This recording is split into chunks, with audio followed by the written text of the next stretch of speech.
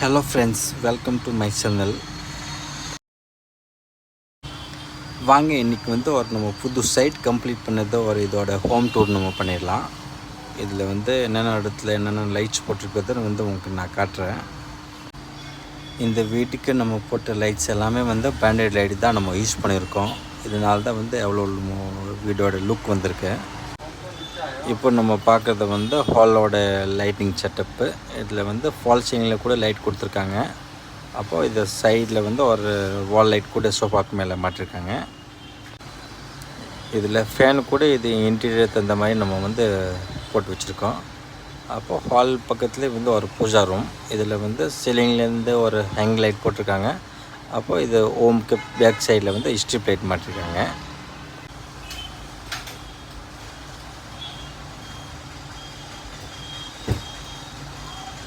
இது ஒரு TV unit area. இதில் மேலே ஒன்று மட்டும் இது ப்ரொஃபைல் மட்டும் மாட்டிருக்காங்க. இது பெட்ரூமில் ஒரு சைடு வால் லைட்டு. அப்போது இது சீலிங்கோட இது ஃபால் சீலிங்குள்ளே இதை ஸ்ட்ரிப் லைட் மாட்டிருக்காங்க. அப்போ 4 கார்னருக்கு ஒரு ஸ்பாட் லைட்.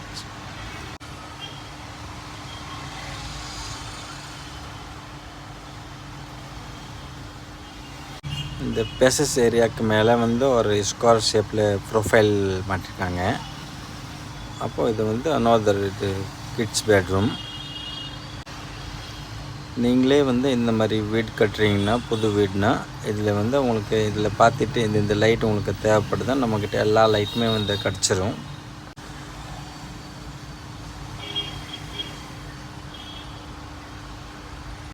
இன்னொன்று கிங் சைட் பெட்ரூமில் மேலே 3 LP ஹேங்கிங் மாட்டிருக்காங்க. அப்போது திருப்பி இது ப்ரொஃபைலு, ஸ்பாட் லைட்ஸு.